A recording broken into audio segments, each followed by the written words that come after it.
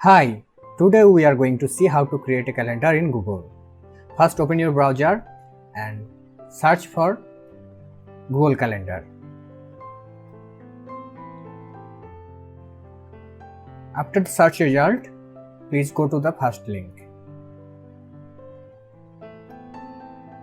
This type of interface will be visible in your screen. Now click on this plus icon beside the other calendar. Now click on create new calendar. Now type your calendar name here and your description here.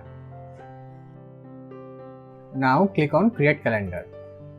Calendar creation in progress. This type of notification will appear in your screen. When the calendar created successfully, this notification will appear. Now you will find your calendar here. I created demo calendar.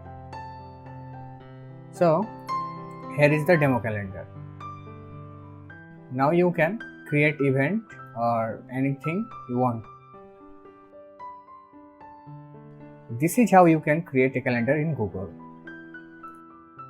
If this video helps you, please give likes and don't forget to subscribe and hit the bell icon.